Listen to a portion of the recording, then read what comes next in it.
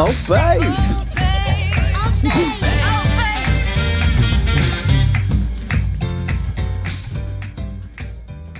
And we are live. Peace, brothers and sisters. Welcome to ALTBAYS Show, brought to you by ALTBAYS.nz. ALTBAYS.nz, it's a fantastic video productions company. So if you're looking into improving your online presence, you go to our website, send us a message, and we will get you sorted, okay? ALTBAYS Show happens here in the ALTBAYS Studios in Whitianga. So if you want to run your own vlog or your podcast, or if you want to do some online meetings with your business partners, you can get in touch with us and use this amazing space, right? We are on show 36, which is pretty cool. Week 11. We run this show 3 times a week, every Monday, Wednesday, and Friday at 7 p.m. We are live on YouTube, and you can watch this show on YouTube once it's done. And also on the next day, it becomes available on all the main podcast platforms: Spotify, Apple Podcasts, Google Podcasts, iHeartRadio. It's a big list, so I'm sure we are there. We also have the ALTBAYS clips for the people who don't have time to watch the whole interview. You can go to ALTBAYS clips and watch the highlights, see the interviews that make you happy, and then you go and watch the full ones if you are inclined to. Okay? This thing wouldn't be possible without Taylor. Thanks, Taylor. I'm just saying thanks to all the people, you know, because someone said you should say thank you to the people who are doing things. So thanks, Taylor. Thank you. I also want to say thank you to Seagull Magazine. They're awesome. They're great. And they wrote a cool article. Mr. Blair came here maybe 3 weeks ago, and he wrote a cool little thing about ALTBAYS. Look at us. And look at the logo done by Mr. Tyler Downing. Fantastic. Get in touch with Tyler if you need a new logo for your business. Today on my left, Mr. Robert. Hi. How you doing? Good, man. How are you? I'm doing quite well. Did a big drive from Gisborne today. I woke up at 5 a.m. That's early. Pulled all the sheets off the bed. Did the last bits. The house was clean. So left them family house swap, Kiwi house swap NZ. Shout out. But yeah, a bit exhausted, bit tired, and lucky to be able to sit back and relax tonight. Your starting spiel's getting better and smoother every time. Thank you very much. It's nice to know you make fantastic vlogs now. They're not just vlogs or blogs. You know. They're fantastic. It's a nice qualifier. It's beautiful. Yes. I always try to use new adjectives, but I can't. I use the same ones every time, so I should be studying more English maybe. No one cares. Most Kiwis can't speak English, so you're good. That was the best thing that I heard tonight. Thank you. It really, really made me feel better.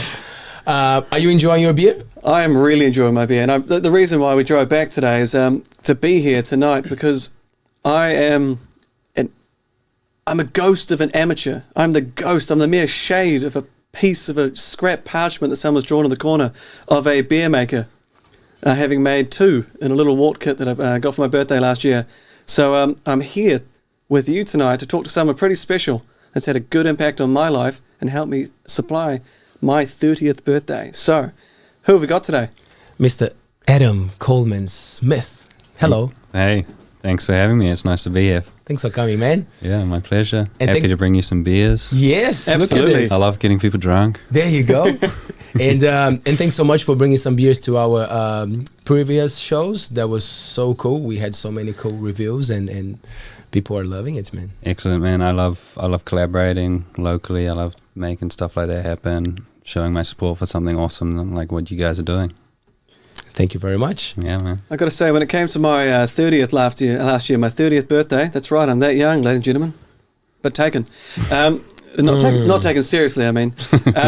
But I called around a few breweries locally trying to find out, hey, how do we get a keg organised? Because instead of buying 1 million bottles and recycling, how about just get a keg?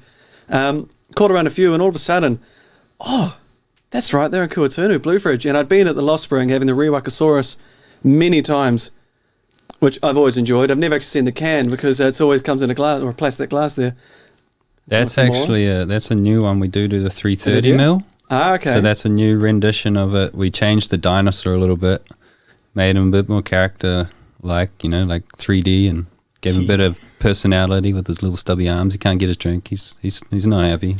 That's not kind. That's not kind to do to a dinosaur. A T-Rex not been able to reach his face. The butt of many jokes. But I managed to get 2 smaller kegs, right? 2 25-litre kegs. And one of them was the Sticky Palms, and the other one I don't even remember because it was just so good, that Sticky Palms. Everyone was there. Most people that didn't drink beer came and drank it. Yeah. And luckily it sort of lasted an extra couple of days, so I invited people over, please come fill a growler. I can't sit here drinking 2 litres of beer a day. Of course it did, but I shouldn't have. Yeah. Well, good thing you haven't gotten too deep into the brewing, because that'll be your life, mate. You start making the stuff, you can't stop. You got a whole lot of it to drink. 20. You're going to be making 20 liters a batch. There you go. That's how he started. But there's no rush, I guess. Maybe that was a problem with my. You had my equipment and you wanted to get rid of it. Like not get rid of it. You felt obliged to give it back to me. Give it back. That would be fun. But you also had the. Were you charging per day? No, I should have though. You should have, man. You should never, but in this case, you should. But it was actually great because you also had a dispenser, so I had 2 taps running simultaneously. You even picked up the CO2, so thank you for that. Made the organising really smooth. So at 30th birthday parties, like, do people drink on the hose, not children, like teenagers? Was that a thing at your party? Honestly, I don't socialise outside of ALTBAYS, and so it was quite strange having people come to my house. So I didn't organise most of it. Okay. Yeah, I tend to sort of push people away. Right. That's just who I am. But the beer brought people over, so that was great. Okay, enough about you. Thank you. So much enough. I'll call you on Friday. Adam, when did you...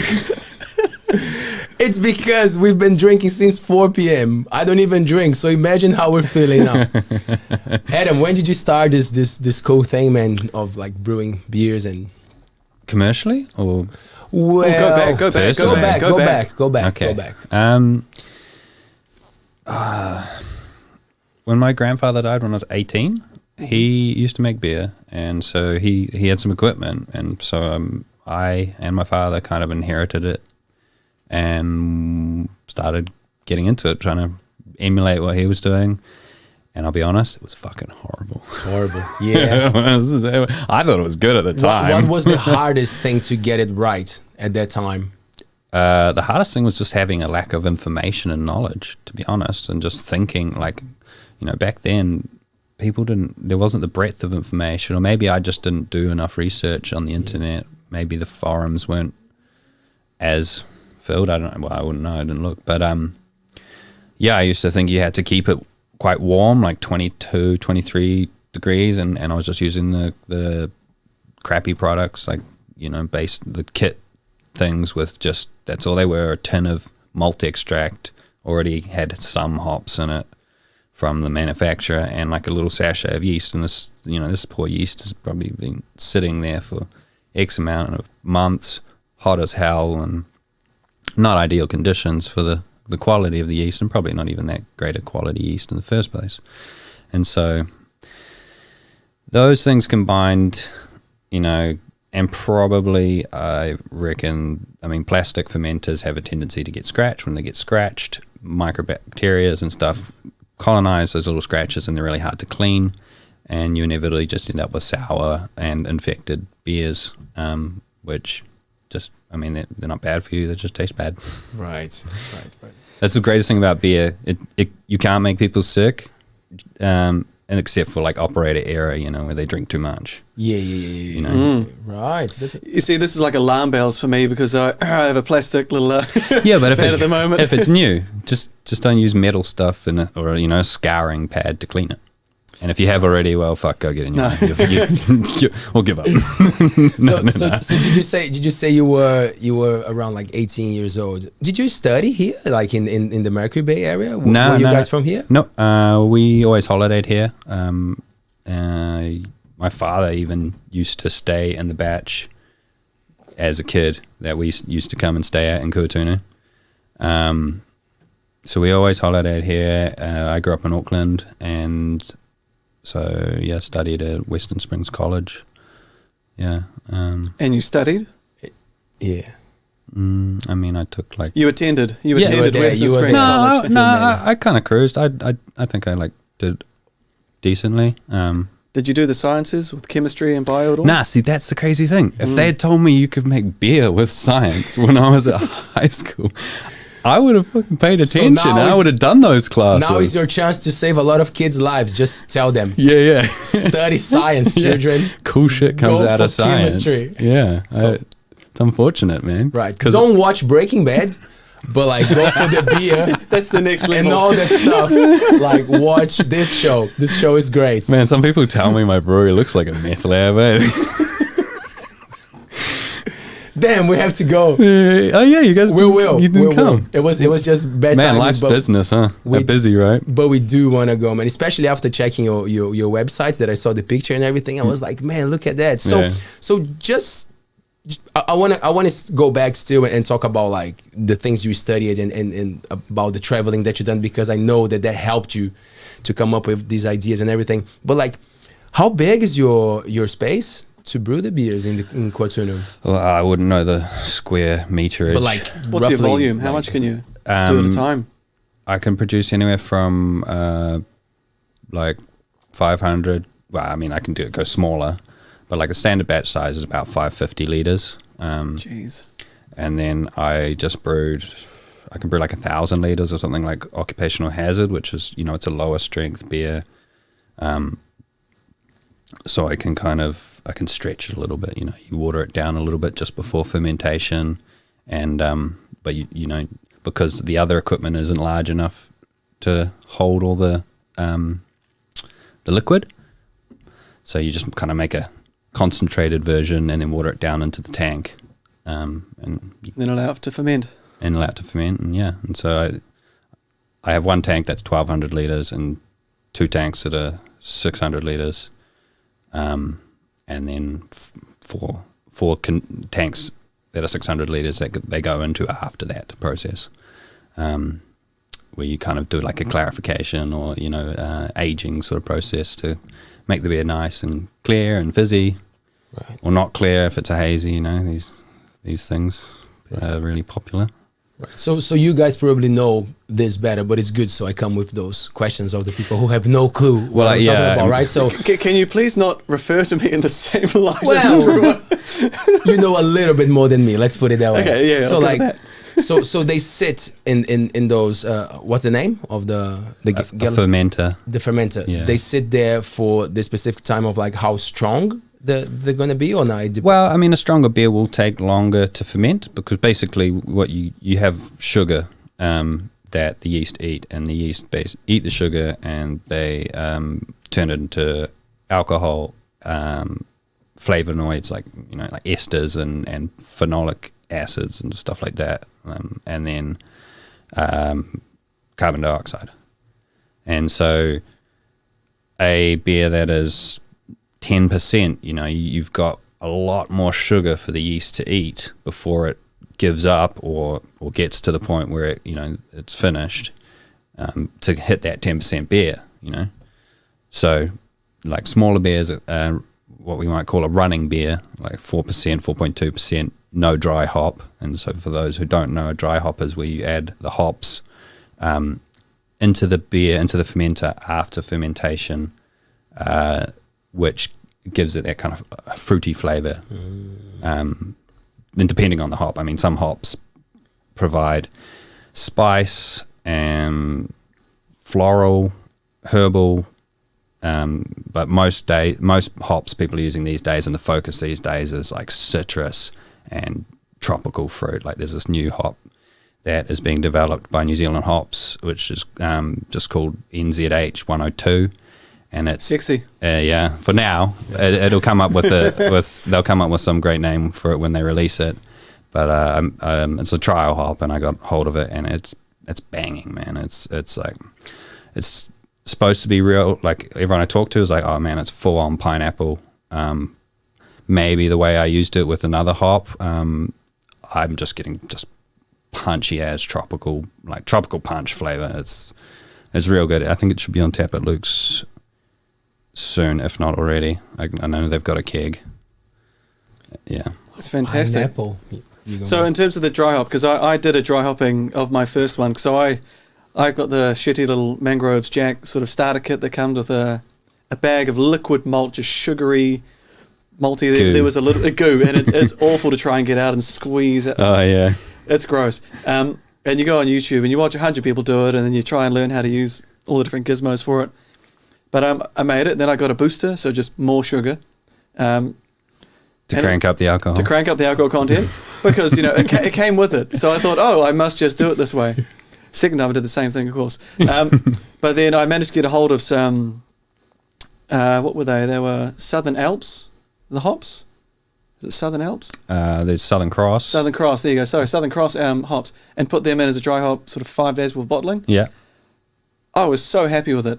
The hops would be frozen for a wee while, so there's a bit of sourness. Frozen's good. But it was good, and I was really, really stoked. And then I couldn't get a hold of any hops in time before I had to make the next one. Oh. So I made it without hops, and suddenly it came out as a dark beer. I thought I made it almost the exact same way, and it came out way darker. In fact... There you go. Yes! Yeah. For the people listening to this show, Fabian just picked like a very pink and blue bag with ice creams on it. with ice creams and a black dark bottle that looks super dodgy.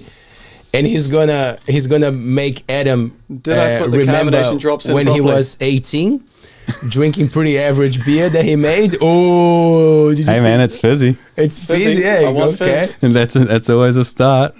So that's my second attempt. Thanks, and man. I don't know if I'm proud of it, but Do you know what the beer style was or anything? it was just a pale ale. And again, it was, as you said, it was one of those standard, just random use He said he sachets. wants a job, Adam. Before the Did he? show, he told me. He's like, I had enough of teaching. And brewing beer would be my thing from now on. So, man, might be a CV that he's dropping just now. Is there a way is there a sip order? Is there a sort of system we have to do with this? Not for your beer, bro. I'm not a cicerone. I don't know, man. I just like beer. Fair enough. And how did I do as a homebrew? Can't lie at ALTBAYS Show. You can't lie. I You're going to be can't honest, brutally honest. I'll look at the camera directly as you say it. I think you might have an infection. I'm not a doctor or anything. But that shit looks nasty. No. No, honestly. Drinkable? Drinkable, but I don't know. I don't know what you use. I don't know what you used or anything. What do you know what yeast you use? What strain? It just said pale ale yeast, and it gave me no other details. And it's all Mangrove Jack's product. Oh, well, because it came out very dark, whereas the last one was real clear. I was going to use Yeah, see, that looks. I mean, that's more like a almost a red ale or a draft, kind of like like Waikato, kind of thing. And if that's what you're going for, I've heard then Spades. Who would I've go heard for Spades. Waikato? then it was good. Who I've would heard people go saying for Spades, that? Spades, but I'm going, it shouldn't be like Spades. I mean, if you didn't have the dry hop, it's going to be hard to get that Oh, yeah, absolutely. thing above that the hoppy level of of the Spades Waikato But of course, region. I know it's nothing special, and it's literally for the gimmick effect, so you may completely ignore it for the rest of the time here. Hey man, I'm happy to help you out.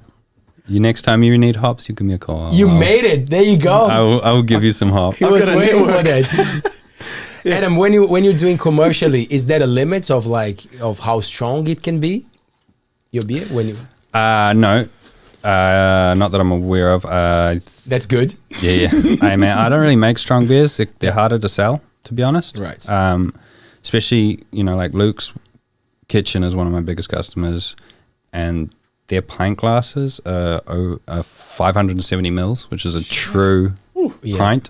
And people don't realize this, and they go there and they're like, "Oh man, I went to Luke's and I had like 2 of your beers, man. I was drunk." And I'm like, "Yeah, no shit. It's fucking. You just had a liter of beer. You didn't have 2 beers. You had 3 beers, and they were probably like 5 to 6%. So it was probably more like nearly 4 beers." Yes. Right. So that's the thing. People are used to drinking, a pint, quote unquote, from your average pub, and it's actually probably only 400 mils if you're lucky, and they're probably only drinking a 4 or 5% beer. But so that's why I don't make a lot of massive beers. We do have one 7.3% Valhalla Sunrise, which is like it's a red IPA, which people love. I've got a couple of customers down the line, Aotearoa Beach Club and Rasase and Whangamata, and they're like, when are you making more? When are you making more? Yeah. I'm like, yeah, I'll get around to it. Do you find it hard to find the inspiration to make or remake certain things that you make if you trial them or session them? I mean, that's part and parcel. Like, the core range, just got to make it, and it's kind of good because you just like, you can autopilot a little bit. I don't have to look at the recipe. I'm just like, oh yeah, 100 kilos of fucking ale malt, 10 kilos of Aurora and 25 of Munich malt. Boom, that's Rewalker, Although actually I can't spout out the hop quantities because, yeah, I'd probably get that wrong. Right. But you have the system there. It's easy to remake those beers, like Occupational Hazard and Rewalker Rex, the Pale Ale, the Lager, those beers that I make all the time. Making new beers is the exciting part, and tweaking them, like Salty Sea Dog. I'm continuously just fine tuning it, just trying to get that IPA flavor that I want, That's the Salty Sea Dog. And to be tested, would you like a sample of your own? To see if did you find it in this batch? Is what you want in this can? Who designs the cans and the artwork? It's beautiful stuff. A few people asked actually. Yeah. On this show, they were like, "Wow, I love the cans. Who designed them?" Yeah, so I work closely with a couple different artists. I do have one guy who I kind of knew from Auckland when I was in high school. He was like a friend of a friend's. Great guy, Morgan Mardell. He did Coromandel. He did Sweet As, which I didn't bring tonight because it's a seasonal. Don't have any of it left. I have a couple cases for one customer who I know is going to order it over winter. So the Coromandel, so the artwork's obviously set on the beach, sun lounging, all sorts of animals. Do you say what you want? It depends. So sometimes I have the whole like creative control, like I'm the person there directing them a little bit. I do, or sometimes I kind of give them a bit more free reign. But I do generally have a small idea in my head of what's going on. So that one, I wanted this idea of like Coromandel. What does a Coromandel to me? It's like chilling at the beach. Fishing. This guy's snoozing on his deck chair fishing, and it's, what's actually really cool. You can't see on that can, but on the 440 ml can, you can see under the water. Oh yeah, and you can see the snapper that's like taking his. You can see the animation. Yeah, it's definitely moving. Yeah, taking his rod, and there's like a treasure chest and stingrays and stuff, and then in the sky there's a few more things. There's like a guy paragliding and an airplane crashing and. Yeah. Jeez. I was going to say it's all going really good until then. All these great things with the Coromandel. Yeah. Oh shit. That's right. Don't fly there. Yeah, don't fly airport. No, sorry, Barrier Air. I love you. I do love Barrier Air. They're great. That's a great way to get to Auckland and back. Way better than driving when you got to fly somewhere else. Sure. Yes. Can you put some boxes of beers there and make a quick trip, or you're not there yet? Because you've been driving to do your thing. Yeah, I mean, if I'm just doing a few boxes of beer, they're going on the courier. Fair enough. Man, what about the Kelp one? I love the idea of putting like seaweed in the beer. How did you come up with that? So I was actually approached by Quality Seaweeds up in Port Charles. Little shout out to Colin. He hit me up. He was like, we make this seaweed. We've been doing it for agricultural, like fertilizer and stuff, but we want to get into the culinary scene. Like we've been putting this stuff on our food, and it's amazing. It has one of the healthiest stuff you can eat. Oh, and it's just amazing umami, like flavors. Just great product to use. And so we talked about it. I was like, look, well, there's straight away off the bat, there's two things I can see coming out of this, and that's either a sour, because there is a style called a Goza. Or actually, a German will tell me how to say it properly, but it's from a town, Gosling or something, Goslar in Germany, where they had kind of brackish water that they brewed with, so the water was kind of salty already. And then back in those days, they didn't quite understand the sanitization and also just like the separation of yeasts. It's all sorts of crazy folklore about brewing beer, and that it was, but anyway, so back then beers went sour, and so that style originated from there because they had the salty water. So it's a salted sour, and so I was like, well, why don't we get the saltiness from the kelp, the seaweed, and the other option was a dark beer, which I kind of figured in this part of New Zealand.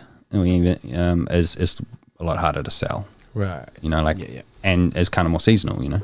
A sour people drink year round if they're into sours. I gave it to a German guy at our Sunday session. He was like, it's so salty. What do people like this? And like people loved it there, man. It has this interesting balance between the saltiness and the fruitiness and the sourness that just kind of, I don't know, you have a sip and then you kind of left wanting more. I don't know. It's like, I was going to say, you're saying umami. Is that a mouthfeel salt, something like that? I've heard this before at sort of Asian cuisine restaurants. I think they call it like the fifth taste or whatever. Like, Oh, nice. It's sweet. It's sweet and sour. Sweet and sour, and a little bit. The saltiness kind of like rounds out the mouthfeel. So instead of it being a real like harsh sourness, it's kind of quite soft and smooth. Right. It's nice. It's sort of it ends with the dryness of the salt. So the aftertaste, you can go back for another one. It's almost acting as its own chip. Yeah. I asked you about the cans because you are a graphic designer, right? I studied graphic design. I did a condensed diploma in like 52-week course at Nat Cole in Auckland because I was like 18, 19. I was working 45 hours a week for like $400 or something, like driving, doing deliveries for a electrical wholesaler. I was like, what the fuck? I'm not going to do this for the rest of my life. Like, my nana was bugging me to go to uni, and I'm like, well, what did I like in school? I liked music, and I was like, I don't think I'm talented enough, or have the drive to take it to that level where I'm going to, make a living out of it. And I liked graphic design or that kind of thing and photography, and so I was like, well, you can make money out of that. That's like commercial art. Yes. So I went and studied that, and then I finished, and I did well in that class, and I applied for a job at like one cool firm because I was like, I don't want to work from the bottom up, designing like real estate leaflets or something, Good. Fair enough. So I applied for like this one really cool firm, and when I was like, if I don't get it, I'm going traveling, and well, the rest is history. I didn't get it, and I went to Australia and Indonesia, and spent about two months in Indo, and got back to Oz with like $4 in my bank account, and luckily I have family in Gold Coast. Shout out to family. Yeah. Thank you, Robin. Thank you, Ryan. Saved my ass, man. On their couches for a bit till I got on my feet again. You've been sending a lot of beers to the Gold Coast. Thank you. There's a lot of beers going. That's the secret customer. Yeah. Man, because I remember, I think when we met, I think it was probably 2014. Was that when you were back for like? I first came back in 2014, just like November 2014, and I came and worked for the piano bar when they had their little thing there where. Yes. So where's the piano bar? Where was that? Curry place. That curry place. Oh, nice. Yeah. And you were coming back from what, like a 4-year? Yeah, 4 years of travel. After being in Oz for a year and a bit, me and a friend were charity muggers and working for UNICEF, and we were out in some hick town in the middle of nowhere in inland Australia. What was the work for UNICEF? What part of the job? Stopping people on the street, that signing them up, job. man. Yeah. Give us your monthly donations. Yeah. Were you good at it? Fuck yeah, man. I was a team leader. And you're a good looking man. That helps too, right? Like beautiful smile. Yeah, man. Yeah. That helps. I think I signed up to that at one point. That was him. And then they ping you because you forget. And 12 months later, some sort of payment goes, what the hell is this? That's every subscription you've ever had, man. Like, I've got a couple right now. I'm like, man, I need to ditch that. But I can't be fucked. It's like, like some of them are useful. And luckily, like one's for my Garmin InReach where, like it's like a PLB, but also allows you to text people and stuff as well. So, that one is quite good because I can stop it at any time and pick it up for a month or whatever. But I'm just lazy, so it's like $20 a month. Plus, you all add up, your Spotify, your Netflix, your Neon. It's for the children, man. It's all good. That one is for the children, right? UNICEF? Yeah, true. Yeah, it's for the children, man. Yeah. You make the adults happy, and then you give some money to the children, man. You're doing great balance in life. So anyway, so I was there in that town, and my mate who I was working with, he was talking to this guy, and then he's like, man, we work in the cotton fields and we're getting paid X amount, and we work 12 hours. And so anyway, we got jobs in the cotton fields of Australia inland, 5 hours inland, furthest I've ever been from the ocean. And we worked 3 months, I think, like 6 days on, 12 hours a day, 2 days off. Just raise my hand like a student here. What is cotton picking now? Because I've seen films. Tractors, big ass tractors, kind of like the hay baling ones. Mm-hmm. Like these things were $1 million machines. They had like 6 heads, and you go down a row of cotton and they'd pick it, strip it, and put it in a big bale in the tractor that you're driving. Poop it out the back, all wrapped up in plastic. So we did that for a bit. And then we worked in the cotton gins, processing the stuff as well. And yeah, we made like, I don't know, 14 grand and or more in a couple months. And then we went to America. Plus we got mean tax back because we didn't work the full year in Oz. And yeah, so we went to LA, bought what we here in New Zealand call a Hilux surf. Put a little bed in it, surfboards on the top, and we traveled 3 months through Mexico. We blitzed through Guatemala and Honduras, a month in El Salvador. Cheap alcohol, eh? Yeah. Cheap everything, man. Cheap everything. Yeah. I was more interested in the food, tacos and stuff, man. Yeah. Mexican food. Everywhere else kind of sucks. Spicy stuff. Central. Are you into it? Everything else is just rice, beans, and chicken.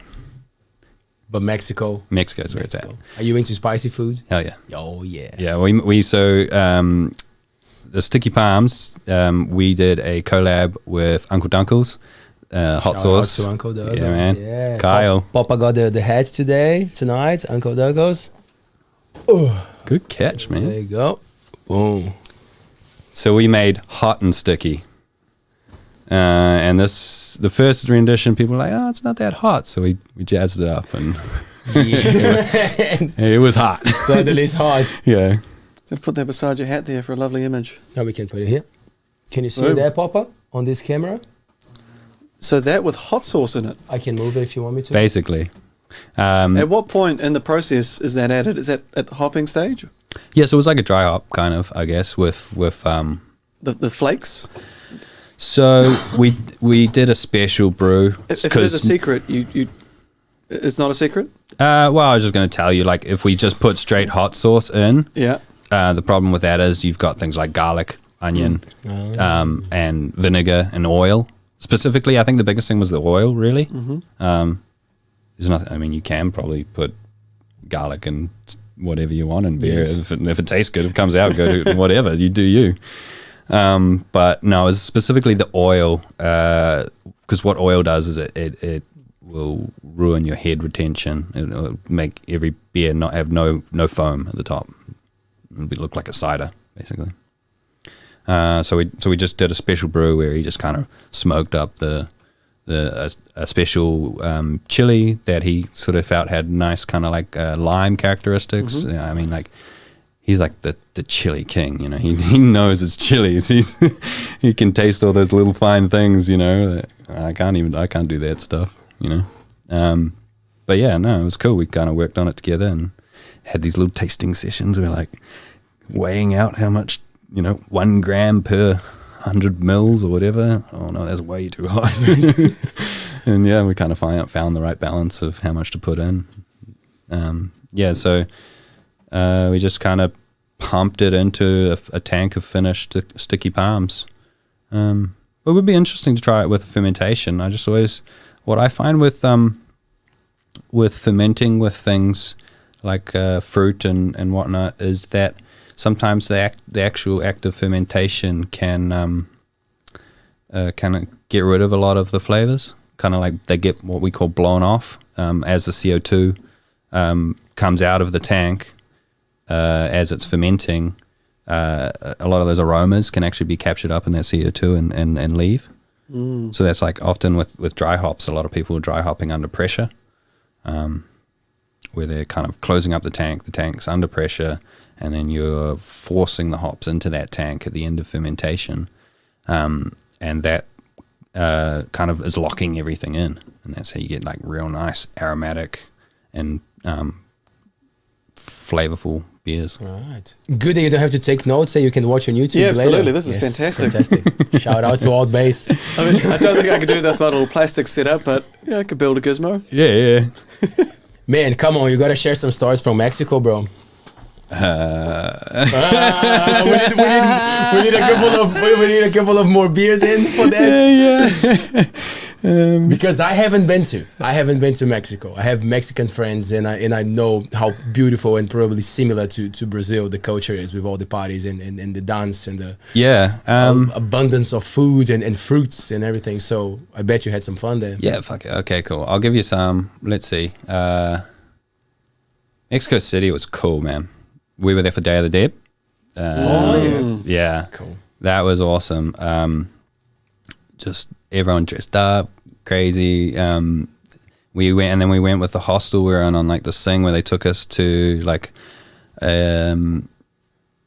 cemetery, and it was so cool to see another side of death. Like, you know, they're there on Day of the Dead, and they're celebrating the life of these people. They're there at the graveyards, hiring mariachi to sing. They're bringing like big picnics and getting fucking pissed, like drinking tequila, pouring it out on the graveyard and stuff. And they're like celebrating the life of this person rather than sort of mourning it, you know? Yeah. Which is cool, because I feel like in Anglo-Saxon kind of culture, or English, you know, culture, we're kind of weird about death. It's something that we don't talk about. And I feel like New Zealand is actually not too bad, compared to a lot of countries. When I came to New Zealand, I was actually, I won't say surprised, but I was like, oh, this is cool, you know, like it takes a few days, you know, like you guys spend time there doing the thing, and people travel from everywhere, and there's always food and you know, like not a party, but there's a celebration happening. In Brazil, it's pretty sad. It's just a bunch of crying and not. Well, it depends on who dies, right? Some people might celebrate, you know, some other people's death, but like in general, I thought it was okay. But I'm sure that like places like Mexico and other countries is a way different approach to it. Yeah, well, and I mean, there's always the sad aspect of it. No one's like, hey, man, he dies. But no, it was cool. And there was other things, like there was another thing where people went down this river in like these boats, and same sort of thing. You know, they're there with the family, and they got like a musician playing, and they're eating and celebrating, and Did the person die falling overboard and they could not find the body? So you're just on the river. We'll just celebrate here. Your granddad's somewhere around here. Yeah, I don't know. Did you feel safe there in those countries? Central America, right? You went down and... Hey man, I was young. We're pretty naive. We we only had one run-in with Crooked Cops, and that was in Acapulco, which is down on the Pacific side. I remember we took the ferry from La Paz on Baja over to the mainland and to Mazatlan, and from there you enter the state of Michoacan, which is like, that's the kind of cartel state. This is a dangerous state, and people are like, telling us you're crazy, you don't have a gun, like, what are you doing? Don't drive at night. So that was our one rule, pretty much. We pretty much didn't drive at night, just based on what people told us. There was 1 or 2 times we did, but we tried not to. But no, I mean, I didn't really feel unsafe. I mean, shit, man, the whole time in Central America, I felt most unsafe when I got off the Greyhound in LA. When I came back to LA, and I was downtown LA and fucking midnight. Like, I feel more unsafe now than my whole trip. Wow, yeah. So everywhere's got its dodgy places. You just got to have a little bit of street smarts. When you were when you were going to those places, like, were you, of course you were drinking, but like, were you paying attention to the flavors, to the beers, to the variety, and kind of like a little bit in Mexico, and but more so in the States. Like, so when I flew into LA, I had a couch surfing lined up, so I couch surfed with this lady in LA, and she said, "Hey, let's go out to dinner." We went to this place, I can't remember, something kitchen. Hell's. No. Fuck no, man. I was trying to make my money last. But this place had like 150 taps on the wall. And I was just like, what the fuck? I didn't even know there was that many like types of beer or breweries or whatever, coming from New Zealand, where I thought like Spate's old dark, what was it, old malt or something, was a kind of exotic beer, after drinking Southern Golds and light ice. Yeah, flame. whatever was when cheap. I came to New Zealand, someone told me it's flamme. Grab a box of flamme. I'm like, cool, flamme sounds fancy. Oof, that was a rough trip, a rough ride. It was a rough ride. Okay. But yeah, so America definitely was through my travels in America, because I went back after coming back to New Zealand briefly for a little stint. I went back to the States and then on to Canada. And so in North America was a lot more where that love of beer and exploration of beer too started, just like Dogfish Head and Delaware, Rehoboth Beach, Delaware. Like, people, when I tell people I've been to Rehoboth, they're like, what? Why?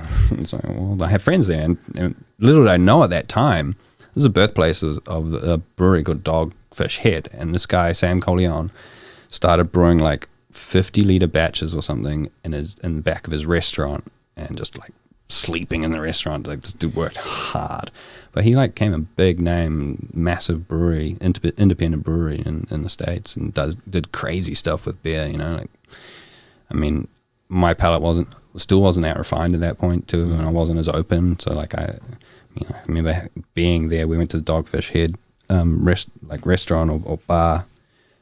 And when I have like a pumpkin beer or something, I was like, man, this shit's weird. Like, I don't know if I'm into this. But yeah, why not? I mean, yeah, you got to be open to trying things, eh? Yeah, it was at Halito in Auckland. They released that tomato beer and made the headlines, people coming in to try it. Tomato beer? Okay. Yeah, tomato. It's your world first, probably. And they're all trying it. And the whole journalist fellow sort of sitting there, so here we go, cheers. And he sips it, and all of a sudden and that's a wrap. That's the end of the whole. That was it. That was it. Yeah, that's a wrap. No real comments. But I joined that a couple of years ago. I got for a birthday present the Beer Jerk subscription. Yeah, I'm a subscriber to Beer Jerk. And so I for 2 years I had a box arriving every 12 weeks. I think it's now 6 weeks. Yeah, they've dropped it. Yeah. So what is the beef jerk? So you sign up. So it's like $100 and something bucks a year. It's less. Oh, it's now 6 months now. Yeah. So about $50-$60, right? Yeah. And they send you out it used to be 12, and now it's 6, and they have beer of the week, and so we've featured a couple beers through them as well. Cool. but the cool thing is they send you out an email on a The night before. Thursday or Wednesday, and they say like tomorrow's beer of the week is this brewery, and then they have like the spiel of the brewery and the beer, and then they have like food tasting, music The music tasting. match. Yeah, do you do the music match? I did a couple of times. Did you? And I thought, I've never done it. This is obscure. And then they talk about this amazing upcoming artist. They give all the amazing credentials. You get on Spotify, and there's 5 plays, and it's like, okay, they're really pushing it. But nothing was bad. Obviously, people are making a business out of it, so they make sure they appropriate nice music. Have you have you sent some of your beers to them? Yeah, Yes. man. Coromandel, Kelp Party, Sticky Palms. I mean, we used to sell. They just stopped doing single sales on their website. But it's because it's a logistical nightmare. They've got a massive warehouse, and it's like, one person buys one beer of this, and then they got to go down the other end of the warehouse. It's not. So now they're just doing like mixed sixes through the website. I didn't know they changed. But they're still doing the subscription. No, this is separate to it because they've got Fridge and Flag in Auckland where they it's like a tap room that you can go there. So we sent them a keg of the hot and sticky. And Matt told me the other day when I saw him in Auckland, he was like, "Yeah, man, this shit was hot." I was like, "What are people saying?" He's like, "It's hot." Right. Yeah. So when you came back from your trip, were you already sure about what you wanted to do with your brewery, or like things were developing? And No, so all I knew coming back from traveling was I wanted to be my own boss. I wanted to start a business. I actually had originally planned to start an organic ice block business. So I was like wanting to do crazy flavors though, like because I'd been in Atlanta, hanging out with my friend there, and they had this thing called King of the Pops, because they call them popsicles there, and they just had flavors like kale and mint, and and watermelon or something, like crazy. Like the kale one was actually pretty shit, but they had some cool flavors. So I was like, man, that's awesome. Like, why don't I do that? Because in New Zealand you kind of get pretty simple flavors. I know Nice Blocks started to bring out something a bit more interesting around the same time, but they still weren't really pushing the boundaries. Like I was thinking of things like, beetroot, ginger, and orange kind of thing, or like chili chocolate, coconut based as well, and stuff like that. Chia seeds, because that was another thing also in Latin America. You'd have like paletas, which are like popsicles, and they were yum. They had all sorts of cool flavors, chirimoya, and which is like a custard apple, I think. oh, delicious. Yeah, and Yes. so like Yeah. things you just didn't see here, which I thought would be cool to bring home. But I came home with like $5,000 debt or something, and so it's just that was one of the reasons I actually took the job at what was it, the piano bar. It's like I had a job lined up in Auckland doing the same thing and bartending, managing, or whatever, and they offered me $2 more here in Whitty an hour, and I could go live with mum and dad rent free, and make up my losses and get going on starting a business. And if it wasn't for that, I may not have started the brewery, because at the piano bar is where I met Les Patterson? Can't remember his last name. He used to live out Moiwai, and he came into the piano bar one day when I was working there, and he's like, I don't normally drink out. And I was like, why is that? And he's like, because I have my own pub and brewery at home. And I was like, what? And he's like, yeah, look, show me this picture. And it's like this full old school English style pub. Fun. Yeah. And I was like, dude, that's fucking cool. Like, can I come and like check it out and learn how to do that? And he was like, I don't really like giving my phone number out or my address out to people, because they don't turn up at 1 o'clock in the morning when everything's closed and they want a beer. And I was like, come on, bro. And so I managed to come at 12. And I managed to I managed to convince him. But here we go. Now I can actually look at you better, Fabian. Your good, beautiful good. face, There you go. Thank you.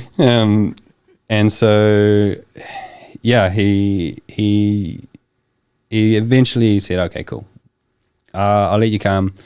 And so I used to go there at 5 o'clock on like Sunday morning and brew beer with him. And it's like his father worked for Lion Nathan, Lion Red, making Lion Red, and so had he. And so he was like, yeah, you start at 5, anything goes wrong, you've still got half a day to fix it.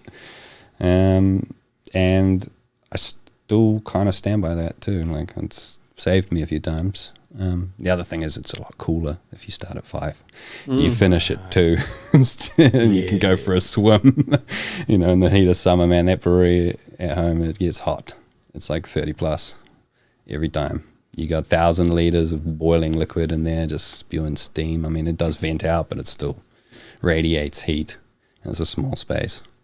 But yeah, anyway, so I went, hung out with him quite a few times, you know, have a few beers afterwards in his cool ass little pub, and sold me a couple pieces of equipment, gave me one recipe, and said, you make this until you can make it the same every time. Then you can start fucking around. And so that recipe, I did that, and then I tweaked it, and it became what is now called The Other Woman, which is an Irish red ale. And the background on that name is my missus at the time said, you're always off with the other woman, which was the brewery. And so we decided to call one of the beers that. And it's a great beer. That's it's a really easy drinking red ale. And you've been with the other woman since then? Man. Never let her go. Stole my heart. She definitely takes up all my fucking time. That's good. Well, luckily she's bringing a bit of money for you, right? She's helping with that, right? Yeah. That was one of the things that I was thinking. Like I was wondering, how long did it take for you to actually make it as something like that was profit coming, and you were like, cool, I can manage this. This is possible. Thank you. Good.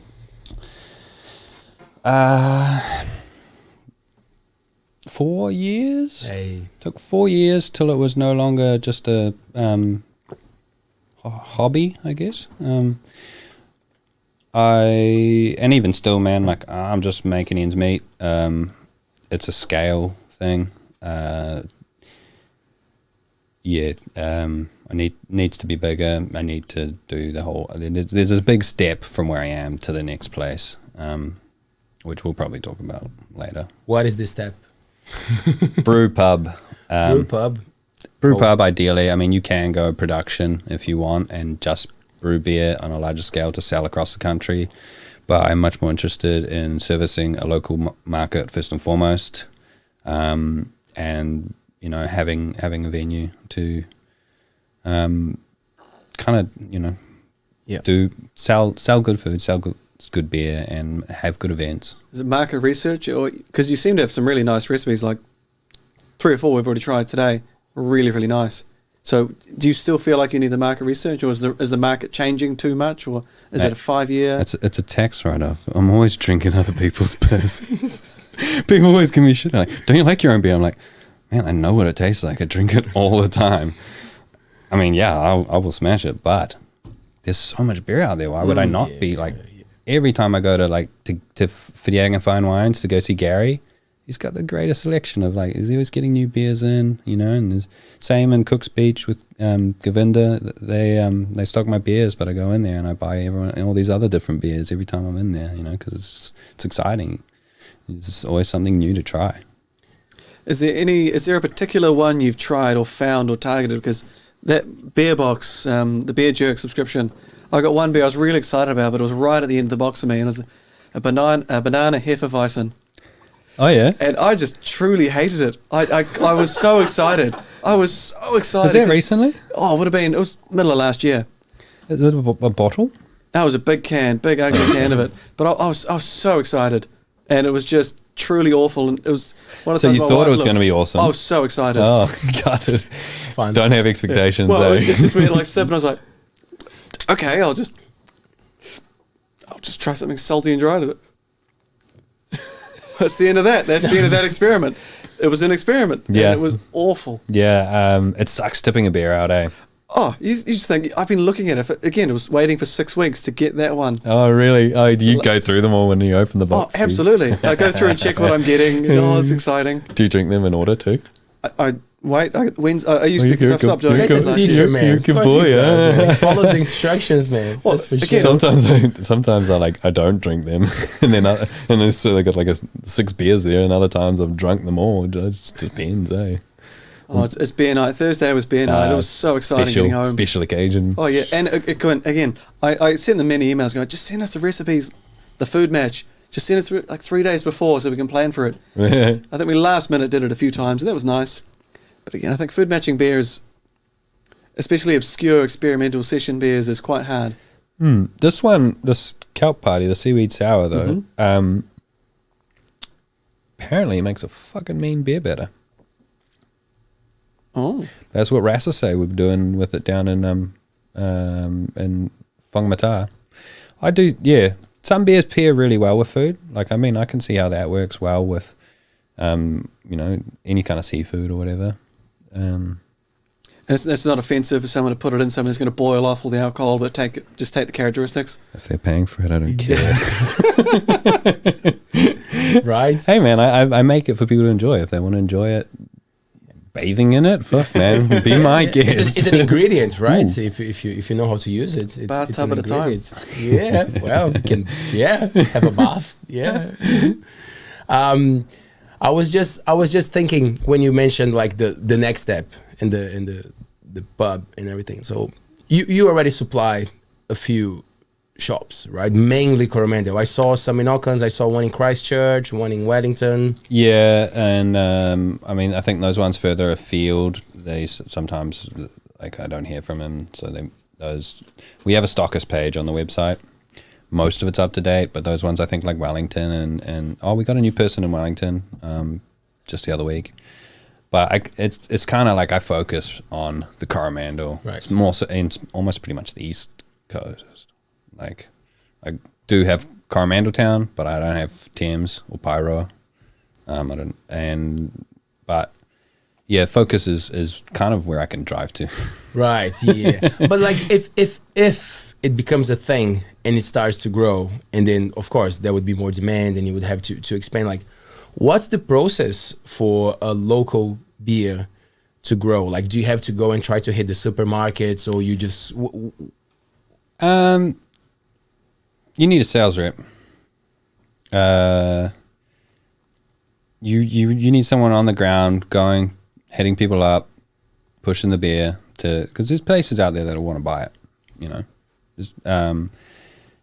And it's also there's also a bit of a what comes first, the egg or the chicken in that one too, because like you start to get that demand for the beer, then you've got to meet the supply as well. So like, or do you get the supply first, then go start hunting for the you know? So I guess it's probably better to not have it. Kind of run the whole Lewis Road Creamery thing and be like, oh no, it's so popular, we don't have any.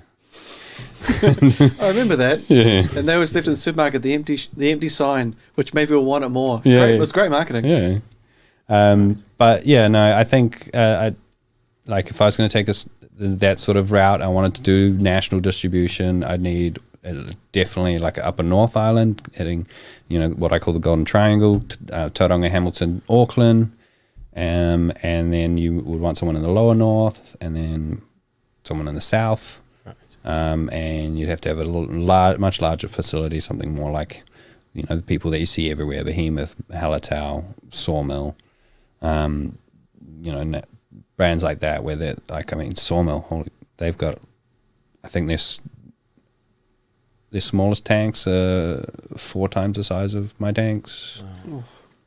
They make some good beers. Yeah, great beers. Their sour beers are real nice. Yeah, yes, all their sour beers are great. Yeah, and their Pilsner, I think the tanks were like 10,000 litre tanks. Probably bigger now because the place burnt down, and I think that they made an even bigger facility. Because I remember being in there. We did a contract brewery, Walkersaurus, with them, where they made 2,400 litres for me.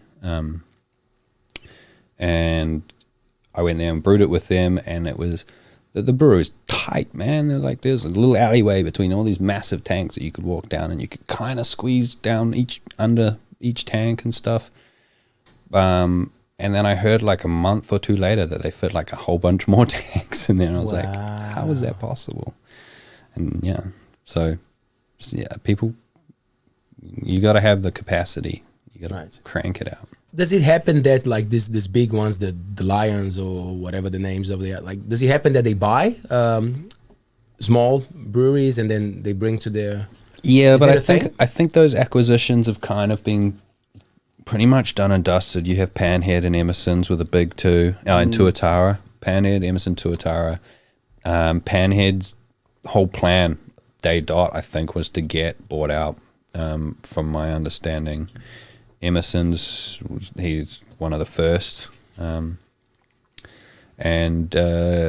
props to him. It basically just gave him more money to get further afield. He still kind of had control of the beers. It didn't get watered down afterwards. He's still making some great beers, and I mean, so Panhead too. Panhead beers are still good. And then yeah, so I don't know whether there'll be many more acquisitions. They've kind of got their market share of craft, I think, now. Max, and Boundary Road. I mean, what else you got? Yeah, Stoked. Yeah, Stokes. It's not. Yeah, it's kind of not even that crafty, is it? I was going to say it's at the $13 box as opposed to the 16, 17. Yeah, well, I mean, yeah, and so I guess Boundary Road's the same. Like, I love the fact that these beers are. I mean, that's cheap. Fucking $13 to $15 for a 6-pack of cans. That's mean. It makes it accessible for people to get into craft beer. You know, like, works good for me. So you said in that couch surfing back then that there was you went out to dinner and there was the 150 taps on the wall type thing. Was there one there that was just like, what's the first thing that the drink that was different? That was something I want to ask about or read about or find out about, or that challenged you? Well, I think I only had, I don't know, that was a long time ago. I just remember being awed by the amount of varieties and choices, and, you know, like, I probably didn't even like it. I'll be honest, dude. Like, I mean, I guess, because I remember somewhere else where my craft beer love started, was Burley Heads, where I was living in Gold Coast. And they had the Burley Brewing Company, and the first and third Friday of the month or something, they opened the brewery up, and you go there, and they had a sausage sizzle with like German style sausages and beers and live music at the brewery. And that was I think the first time I tried a Hefeweizen, and which is for those who don't know, a wheat beer, and it has very strong can either be banana and or clove characteristics. And for someone who's been drinking, you know, Tui's Extra or Waikato, or, you know, nothing too crazy, and 19, I guess, too, probably, hasn't tried too many new things. I was like, what the fuck is that? Like, that's yuck. I don't want a beer that tastes like banana.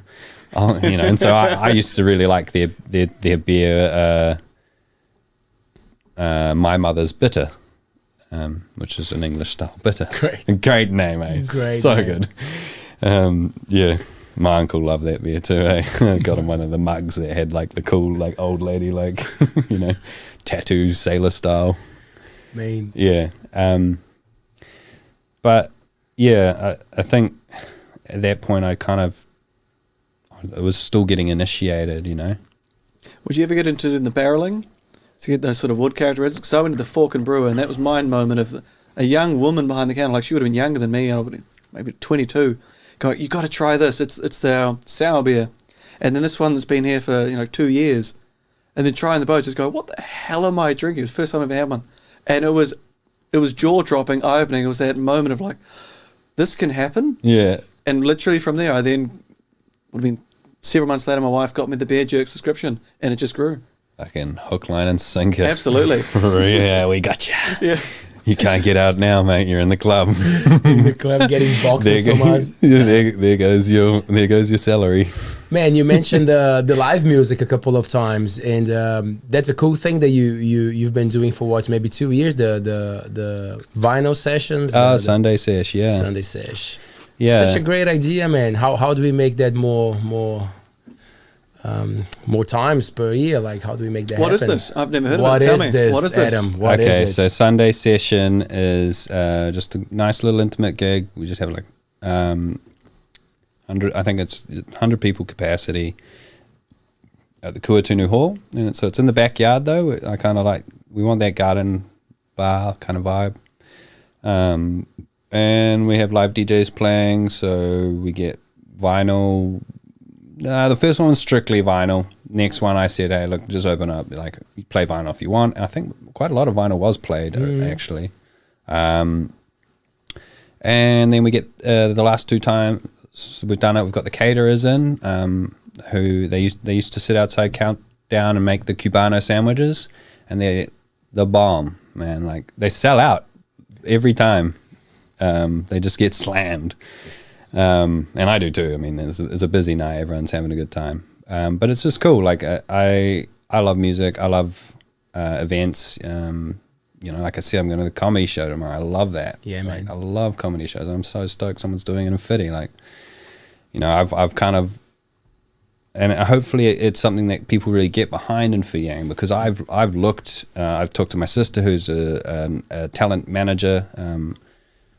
She's in Australia, but she does have clients here in New Zealand, and she, you know, I talked to her about like how, you know, like how much does it cost to get in like a couple good Acts, yeah. comedy acts, and you know, like I just kind of, it's a bit of a risk to kind of get something, you know, bigger named at that. I feel at this point in Whitianga, I don't know, like maybe I'm wrong, and it's going to be great to go tomorrow and see what the turnout's like. By the way, for the people who don't know what we're talking about, is the Fitty Comedy Club at the Monkey Theatre. Fantastic. Molly and Casper, man, Cool. the coolest couple. It's Paul Douglas, Liv McKenzie, and David Correos. They're good. They're on a TV show or something. Like, Yeah. they're great. Yeah, so we're up for a treat tomorrow. What time does that start? I think it's 7 p.m. $25. Yeah, Cool. pretty solid. Yeah. So, 7 p.m. is it something that you would like to tap into, like to get more involved with events and Oh that kind of shit, yeah, thing? man! I love going to gigs. I love music. What's better than live music, man? It's an atmosphere. There's so much fun. Who doesn't like dancing? Yeah, that's right. And what I like about what you do, that it's pretty smart, and like you gotta play with your strengths, right? When you're in a place like the Magri Bay, like you start early. Yeah. So you bring the families, you know, like, so the families come, the kids are hanging and all just running and going crazy and having a meal, drinking good beer, and then as it gets dark, the families start to go home, and the young And the people creatures start to come get- out. and the creatures come out. Like, but that's how it goes, right? And people respect the place because it's like a residential area, you know, like, so it never gets crazy. It's like it's nice and pretty, like, and you know the people, you know, like you look at all those beautiful people and you're like, oh yeah, no, that's the crew. So it's such a good idea, man. Like we really support whatever ALTBAYS can do to support that, because we need more, you know. It's just the matter of doing it more. Yeah, and that's a matter of me getting off my ass too. Like, you know, putting in the time and effort to just kind of coordinate things. And I guess that just comes with being a one man band. You know, like, it's where do you prioritize your time, which is something, you know. Lately, I've been trying to prioritize my time on myself. Is it just you, man, running the Blue Fridge Brewery? Do you have helpers? Do you have people supporting you? I have someone doing my Instagram Hey, but like the because I fucking hate that shit. right, but the job, but like the brewing. Good. Wow, but the brewing part that's you. Everything, man. I do the brewing. I do I have a hand in the label design. It takes a fair bit of my time. I do the account. I don't do my end of year accounts, but I do every other bit of zero invoicing. You know, and Is there a restriction on the age of someone who could come and work there? And, you know, is there something that a young chemist in town is going, oh, I'm 17, going to leave school next year, to come do an apprenticeship? Is that a thing that happens, or is there a limit to if you're going to make beer, you have to be 18 or older? pass. So would you be? Don't know, hey, fuck, why would there be? I mean, you can serve piss under You can, age, yeah. can't you? So why can't you make it? That's a fair call. So is that something that may end up having to happen? Is get young people in to come and do some of the manual labour while you become the... Yeah, well, I've had people that have been interested and that have come along and helped me out. Adam Collier, who is a real estate agent for North, a friend of mine, he used to come along. He loved beer, and we used to just kick it, brew beer together. You know, he helped me make it, and he was learning, and then that's what happened with me. Like, I got a shout out to Neil from Coromandel Brewing Company, the Poorhouse. He gave me an internship in 2014. Oh no, it would have been 15. Like, 2015. That winter, late summer, I think. So as an internship, do you start by mopping the floors, or you right into it from the beginning? You're just there helping out, you know. So like, I was kind of just there observing and maybe, you know, helping a little bit. It'll all depend on the style of the brewer too, you know. Like, some brewers are probably super lax and they're just like, yo, yeah, just here you go. Yeah. You know, like, just depends. Like, I mean, when it's your product, you're probably going to want to be, you know, a little bit directive and ensuring that the beer is still going to be really good and stuff, but you also want that person to learn, I guess. And so I used to just go and we'd talk a lot and just help and, you know, help lift stuff. Like, small scale brewing is actually quite manual, quite labor intensive, unless you're spending a lot of money on the kit. And so, like, you know, all 3 breweries in the Coromandel still manually mashing in, I think. And so for those who don't know, mashing in is where you take the malted barley or grains. It's generally barley, sometimes wheat, oats, or rye as well. And you are pouring them into a big tank of hot water and mixing it up. So, you know, that on average for 600 litre beer, 150 kilos of grain. So what happens with the waste? What happens with after the process? What do you do with it? Goes to a local farm. Hey, good move. Yeah, man. Circular economy, all about it. There's different. Cool. There's lots of different. There's a few different things you can do with it. But feeding it to cows is quite a good use for it. They get the most out of it. I think these guys have a bit of everything. They got some pigs and chickens and ducks and cattle as well. But the cows get the most out of it because they got 4 stomachs, and it's really, a lot of it's just kind of protein and fiber that's left behind. Because what we do is we extract all the sugar out of it, and yeah, you're just left with. So that's where it goes to. And where does it come from? Where do you get the ingredients from? So I use only New Zealand ingredients, with the exception of things like mangoes. Hey man, global warming, maybe, 10 years time we'll grow our own. Who knows? There might be something good to come out of it, eh? Bananas, we're already growing bananas in New Zealand. Yay. And yeast. But there is a New Zealand company making yeast now, which I've started to use, but it's a bit more cost prohibitive. So I've got to kind of get my procedures in place because you can reuse yeast if you have good procedures. You can harvest it and save it. And I mean, if you have a full lab, you can go back down to a single cell and recreate the colony from there. But it's pretty expensive kind of equipment and skill set too. Man, so you are really minimizing the footprints, eh? You try to as much as possible. I mean, like, even that yeast, it's kind of hard with the amount of hops that we use in our beers. But if you separate that yeast out and that can also be used as animal feed. I mean, Marmite's made out of yeast. It's just full of vitamins. It's really good for you. But it is quite bitter from the beer process. So I think Marmite, I don't know if it comes from beer maybe originally, but I think, and like nutritional yeast that's grown on sugar beets or something. Right. But yeah, try to minimize waste as much as possible. everything that's not fed to the animals is composted where we can. I mean, obviously you get quite a lot of liquid. You use quite a lot of water in making beer. Industry standards can be anywhere from 3 times as much water to beer. So like for every can of beer, it took me 3 cans of water to make it. Up to 10, 12. It just depends on your practices. So I reuse a lot of my water. Less than beef. Good on you. Sorry. It's true. Is it? Well, what's beef? Oh, like you use a lot Per of kilo. water per kilo. Yeah. Right. But anyway, just carry on. Just on that water thing, do you have a water purity thing? Is there something? Where do you source it from, and how do you treat it before?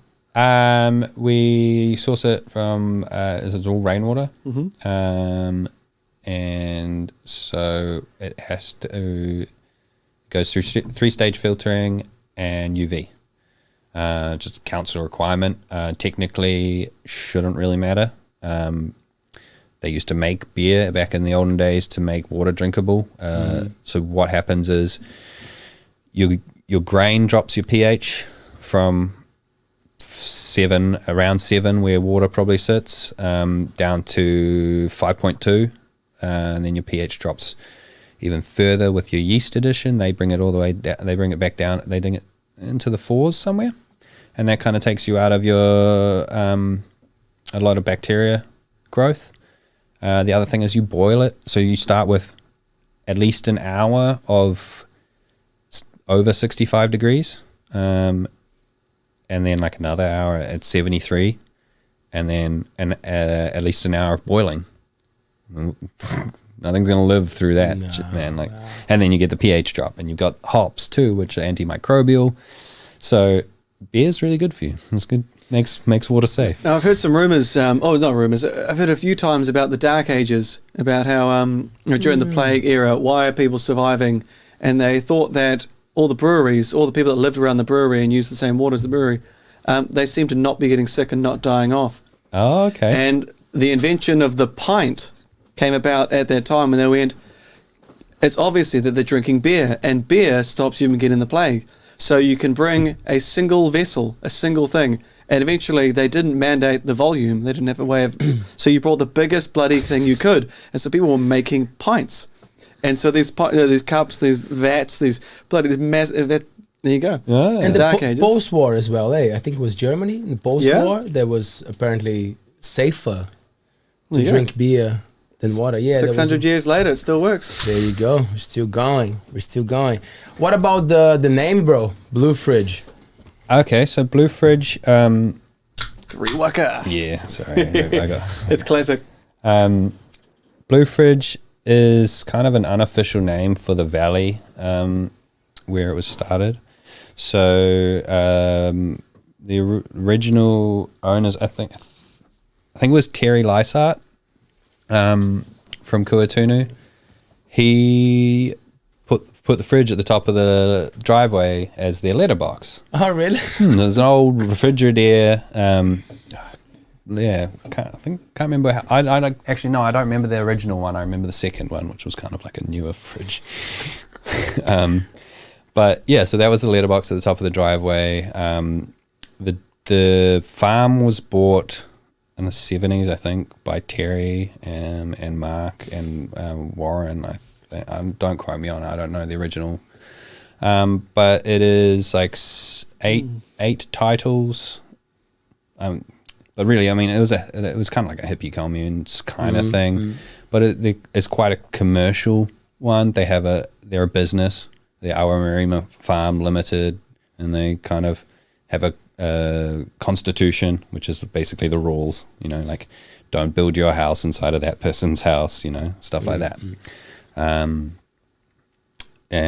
yeah, you pay your road fees to make sure the road is workable for everyone and all that. Fair enough. But yeah, the Blue Fridge was a letterbox, and so they were all hippies in there, and kind of were fighting the anti-mining, big part of the anti-mining process of the 80s, I think it was, stopping the mining here in Coromandel at that point. And So they kind of got targeted in that respect. Like the fridge was a target from like those goddamn hippies, and he got shot at, kicked down the hill. It's a fridge, man. It'll take it. With the letters inside, probably, like. I heard a funny story from a local. I won't name him, but male. We've narrowed it down half. Thank you. Him and his friends were drunk one night coming home, and they picked up the fridge and took it and were unloading it in front of the front door of 100% Electrical at 1 o'clock in the morning when the local cop drove past, and you're like, what are you guys doing? They're like, oh, we're just making a delivery. and then one of them got the guilts, and at like 4 in the morning he called his mate up. He's like, bro, we got to take the fridge back.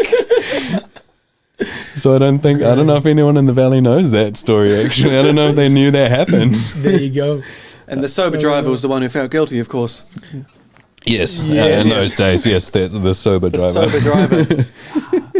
That's a great story. Yeah, so it was either that or something to do with my last name on my father's side, Smith. I thought, well, a Smith is someone who creates something, so I was thinking, something like along that lines of like Beer Smith, Ale Smith, but there was already a company, Beer Smith, which is a beer making, what do you call it, like program, put your recipes in. Right, yeah. And it's got all these other like tools for helping you. Like I use it all the time. It's useful. Just things like how much water to add to dilute it to the right sugar level to get the alcohol content that I want. And the other one, Ale Smith, I think was another. It was a company in England or something, another brewery, and I was sort of like, don't want to get in trouble, even though it probably wouldn't have mattered, unless I started distributing to England, or they started distributing here. But anyway, so I went with the name from where it was from. And it's cool. It's cool to kind of carry that tradition in the story too, Pretty unique as well. I remember people saying, people asking me like, do you think there's something to do with Blue Ginger? Do you think they're like, and I'm like, bro, I don't even know if they sell alcohol with Blue Ginger, but it's a great, it's a great combo, so I think it works well for both of you guys, right? Yeah, it's good, except a lot of time when I'm like telling people over the phone, like Blue Fridge, they're like, what? Blue Bridge? Like the ferry company, I'm like, no, like a refrigerator. Yeah. But that's probably just my problem. I'm pretty good at mumbling. That's interesting because Blue Fridge, I didn't even blink an eye. There are so many strange names in the world and so many obscure things came out. Blue Fridge I don't think it's that obscure at all. It's nice. There's a colour, it's blue, it's primary, I like it. Fridge, that's where beer goes. It's easy. Would you brew something else, man? Would you tap into different alcohols or different spirits or something? I have. I've done cider, and I decided that I should just stick to what I know. What did you try with the cider? Now, so the thing with the cider was I just went for a nice dry apple cider. Initially, the very first rendition was epic. I scavenged apples from across the peninsula. Friends' trees, just wherever I could, trees on the side of the road, whatever. I just got, I think I managed like 80 or 100 kilos of apples. And I went to Aotearoa Grove, just kind of out in, past Matarangi, between Matarangi and Whangapawa? Yeah, Whangapawa. And they, Tony had her like grandfather's old like cider press thing, like when this thing they'd made with like a what was it, a washing machine motor that they like stabbed holes in, and then it was like you just like jam the apples in it, and it like shredded the apples, and that was your pulping, and then you put those in like boxes, these like wooden little like squares with a bit of muslin, you do a bunch of layers, and then you put a piece of wood on top, and there was this thing like they built where you just had like a car bottle jack, and you just bottle jack it down and press all these layers of apple pulp, and it juiced out. And so we got 50 litres of apple juice, and I made 50 litres of cider well, maybe we got a bit more. But I ended up having 50 litres of apple cider, and it was yum, and we called it scavenger cider. It was nice and super dry, not like your standard New Zealand cider, which I hate. It's just so sweet. Almost thick, oily. Yeah, gross.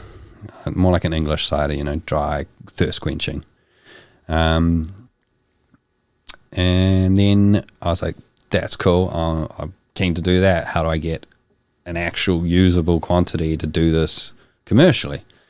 I'm not going to get the apples and go to Tony's for 300 litres, 600 litres or whatever, So I hit up Freshco Fruit Pack or something down in Hawke's Bay, and I was like, look, I want unpasteurized juice, and they did it for me. It's not something they do a lot of, but it was a nightmare. Like so we had to keep it cold, so it was cold shipped, but the cold shipping would only go to Tauranga, Hamilton or Auckland, so I had to go meet this truck in Tauranga, and the truck didn't get there till, it was supposed to get there at midnight, got there at 1, and so we loaded these 200 litre drums, I think that's how much it was, onto the back of my shitty old Nissan Ute, and I drove. It might have been 1 the first time. Anyway,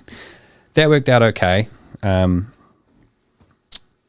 wasn't as good as the original one, and then I was like, that was a hassle. So we'll go down the route of doing. We'll just buy normal, just get juice, whatever.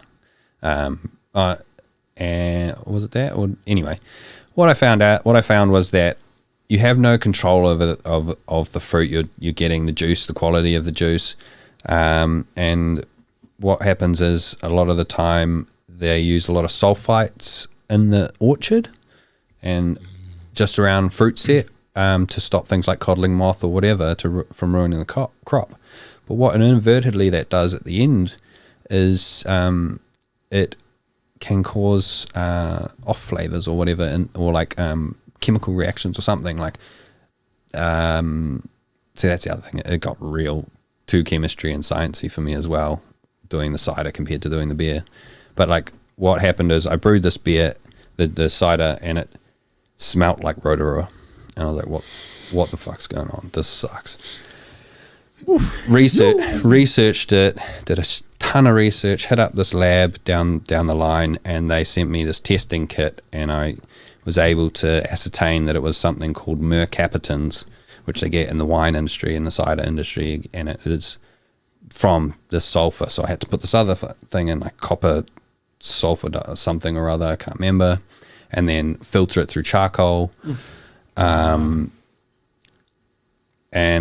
I did that on New Year's Eve, like 600 litres or something of Party. just sitting there watching it really, really slowly filter through this charcoal, just kept blocking up, and shit. It was a nightmare. And maybe that's why I don't do cider anymore. Nah. But anyway, I just kind of was like, look, I just need to stick with what I know. Like, I'll let Good George make cider, Yeah. What about the spirits venture? Because the people who know how to do it and the ones who give it a go, like they seem to enjoy it. Is it a hard process? Have you ever had a look? Depends how you're doing it. Yeah.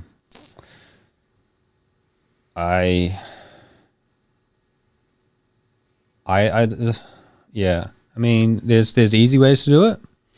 You can buy, if you have a CCA, which is a custom controlled area, which is a manufacturing location like myself, or Hot Water Brewing Company, or any of us have. You can buy 96% ethanol from this company and not pay the duty tax on it till you put it in your products, and so like things like I think a lot of those PALs and all those new RTD things, they're using this ethanol stuff as their vodka, and so you can buy that, and then basically you're adding your flavor, I guess. So popular, eh? Yeah. That drink. But I mean, I don't know whether that's how people are making all the craft gins and stuff. I don't know whether they're distilling it properly or whether they're just doing that. Like, I think you might. I don't know. You might have to. Anyway, not my realm of knowledge. I don't think I'd want to do it commercially. I'd do it for fun. It is pretty funny because we use ethanol in cars in Brazil. Really? Yeah. Oh, in the petrol or in the diesel to like make it better, or just you like the straight cars ethanol? need to run with ethanol. So you by law you need to choose, like here you can choose 95 or whatever. There you can choose petrol or ethanol. Yeah, man. And do you know what the ethanol is? Sugar cane. Sugar cane. Yeah. Because here in New Zealand, it's a byproduct of milk. Oh wow. They use, Really? Yeah, milk. Yeah, whey protein or something. I think they're using. Don't quote me on that. I could be totally wrong. There is a lot of questions, Leon. Oh yeah? Yeah. Cool. Let's have a look then. Can you ask something else while I find the questions from the audience? Or just tell a story. I'll save you having to think up a question. But all good. I didn't actually answer your question earlier about the barrels. Yes. So I have 2 barrels. Mm-hmm. They are export barrels. They came from Totara Valley Vineyards over in Kopu. And I put a 7% stout, like imperial stout in them. And so they've been aging for a little while. I tried what I found was the wine, the port, great like raisin and fruit characteristics came out of it, but what happened is it also really thinned out the beer and made it feel kind of like a wine.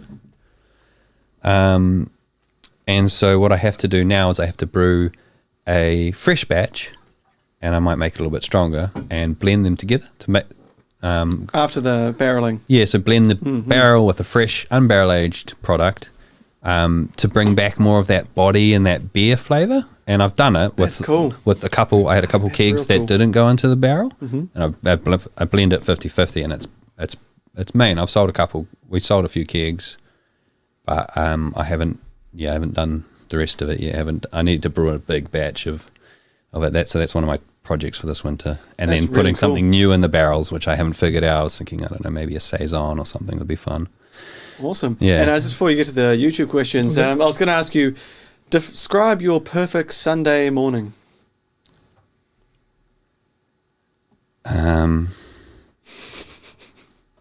Good question, man. Let's see. All right. Okay. Well, perfect Sunday morning. We jump on the boat, and we head off to the secret surf spot. Go for a wave, then go for a dive on the way home. Where's the secret surf spot? And over to YouTube. What do you got over there? That's the name of the place. Secret surf spot. It's on Secret Island at Secret Bay. Google it. What's happening? What's happening in the world of people that are spending their time here? Do you want to finish your perfect Sunday morning before we... Yeah, I don't know, we have a few beers on the boat and then go home, cook up some fish and chill out. And, that'd be a nice Sunday for me. Beautiful. All right, let's do it. So, great. Katy Moai, she says, "Hi Adam, have you thought about native plants or herbs like kawa beers, for example?" Kia ora, yeah, I have. Kawa's an interesting one though, eh? Yeah, a lot of native herbs are quite peppery. I think, yeah, probably something I would go into a sour beer with. But it would be, it would be cool. Maybe more like mushrooms would be a good one. Oh, yeah. Good idea. You've mentioned a few times about going to a sour beer for certain types of ingredients. What is it about a sour beer that allows that flexibility? I guess it's quite a neutral palate. I mean, you've got it's generally you're about 50-50 wheat, and it's kind of like a wheat beer, but it's quite simple in terms of its flavor characteristics. It lends its hand to combinations or adding flavors too. Yeah, it's kind of like quite a simple base, and also because you don't expect a hoppy character out of it. Traditionally, they're very low hopped beers. I guess it allows for that freedom to kind of add other flavors. Whereas, if you go into a pale ale, you're fighting the hops and you're going nowhere. You kind of, except for like strong fruit characters where you like mango or citrus or whatever. I love a grapefruit pale ale or grapefruit IPA. But yeah, I think it's definitely something I'm keen to get into. But like I said, also one man band is only that's why I want to do the expansion, so I can hire someone to be my lackey to be my production brewer and make all the beers that are in the range, and then I just sit there fiddling on the little original kit, which is now the pilot system, which is only 120 liters, and I just get to make fun beers all the time for the brew pub. The mushrooms sound good, man. I'm thinking about the can already, a trippy ass can. Okay, carry on. So Gabe says, pretty cool cap, Leo. Uncle Duckles needs to come to the show. Yes, they do. We'll get in touch for sure. Ronald Gone. Hey Adam, how was the lockdown situation for your brewery? Relaxing. The start of lockdown, I brewed a batch of beer, and then I sat there and I was like, wait a minute, I don't know, and this is like how long this is going to go for. Maybe I shouldn't be brewing beer. Maybe I shouldn't be getting organized. I mean, stockpiling. It was March, wasn't it? So like that's generally a busy time for me, trying to make sure I'm ready for Easter and all of that. So I still had that mindset, and then I sort of was like, oh fuck, maybe it's not going to happen. And so I kind of just chilled. Went for lots of walks. I was naughty actually. I went surfing and shit. Fuck. I went surfing and fishing. avoiding the other surfers. That was a great joke, Adam. That was a great joke, Adam. We're good, man. We don't care. Anyway. Yeah, I don't know. The rest of the lockdown. I mean, lockdown actually hasn't been. There's been the best winters we've had since lockdown, since the Kiwis are in New Zealand in winter. These people who normally go to Europe or the islands, they're here. They're spending money. They're coming down on the weekends from wherever they are. I'm assuming it's probably Auckland. I didn't want to say it. And Hamilton too. Yeah, that's pretty big. Actually, yeah. No, there is quite a few people from Hamilton. Cool. We got a lot of like shout outs, man. Lucre Bahinuevo sends like thumbs up, and Greg says love me a sticky palms. Janine Vernon sends some cheers for us. Sticky palms are delicious. God, who would have thought mango and beer? There's a cool question here from Janine. She says, do you brew a low or no gluten beer, Adam? So that's an interesting one. Okay, so the thing with that one is my nana's a celiac, and so's my older sister, and I wanted to make beers they could drink, and there is a product out there called Clarity Firm made in the States, and it is an enzyme that breaks down the gluten or whatever, and brings it down to a very low level that in a lot of countries, like in North America and stuff, that is acceptable and you can label it gluten-free. But in New Zealand, the rules are a bit more stricter, and so from a commercial point of view, it just kind of didn't work for me. You can't label it gluten-free basically unless you're using products that don't contain gluten, or you're testing it, I think, every time and proving that it's below the levels of gluten, and my volume, it just wasn't viable. I can't afford to pay for that testing for 300 liters of beer or 600 liters or even 1200 liters of beer. It's cost prohibitive. I can't do it to be to call it gluten free. And would you have to clean all of your equipment out, like every single part of it, to be able to make something with the raw ingredients? If I was using only, if I was making a gluten free beer, with all gluten free ingredients. Like the whole process, there's a lot of parts in it, yeah? But I mean, we clean our equipment after every brew anyway. It's just part of brewing. You are 80% cleaning. It's just cleaning all the time. Glorified janitor over here. And delivering the old muck to the cows and pigs next door. Yeah. But yeah, so I would have loved to have used that product in all my beers. But like it's an extra cost that you can't actually advertise. So it's kind of hard. Yeah. Next question. So we got here Chloe. Hey Adam and team, massive fan of the Sticky Palms. Any thoughts on non-alcoholic beers? And also she says, and how would one get their hands on a keg? Haha, it's for a friend. That's better than than the other kind of it's for a friend questions, eh? I was going to ask you about the keg at the end, but that's an interesting question. So first off, the 0%. 0%. It's not something I know a lot about. I've tried the Sawmills beer, which is a 0% beer, and it's actually okay, to be honest. Would I do it? I think it's quite intense equipment, so I probably don't know if it's within my financial capabilities to do at this stage. So probably no for now, but I think it's good if that's helping people, like drink less or. Are you still doing the ginger beer? Yeah, that's delicious, man. Yeah, so that is a great alternative. Ginger? Yeah, it is at Blue Ginger. Yeah, that's good. Yeah, so it's a Blue Ginger and Kua Cafe and Kuatunu on tap. It is something I really want to get into can, but that's something I really have to sort of do a lot of research on and find out and do a lot of testing and stuff, because the way I make it now is not scalable.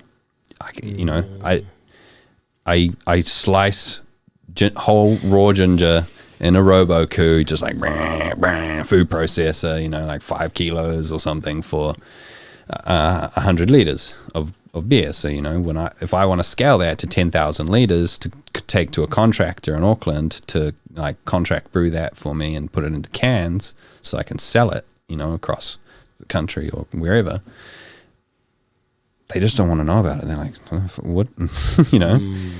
Would like, even if I processed would it be like 50 kilos or 500 kilos or whatever of ginger and took it to them, and then the malt extract too, which is that gooey stuff that you use. It's lovely.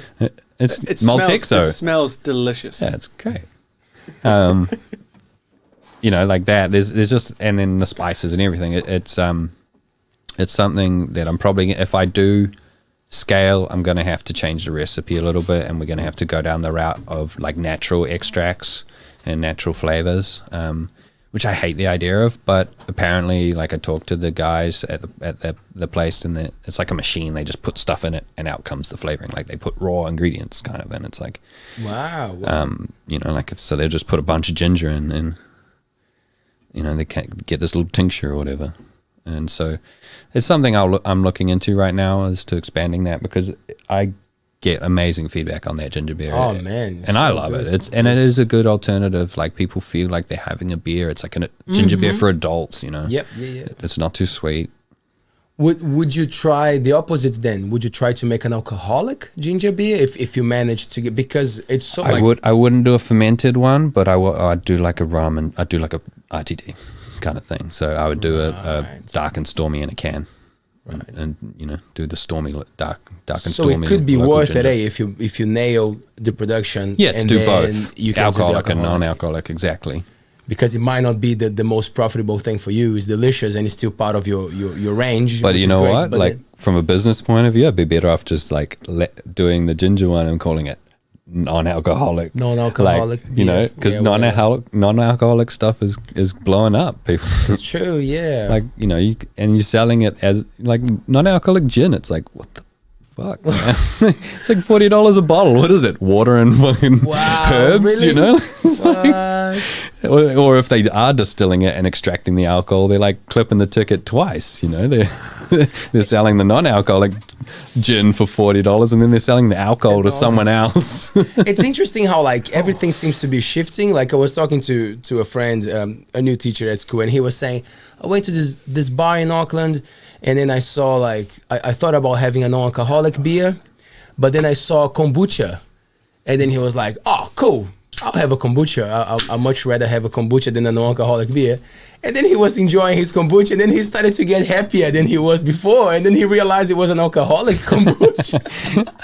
It was like, one of the hard kombuchas. Hey, yes, exactly. Hard kombuchas. And I was like, whoa, I didn't even know we were there. Yeah. Like, would that be a thing for you? And have you tried? Have you had one before?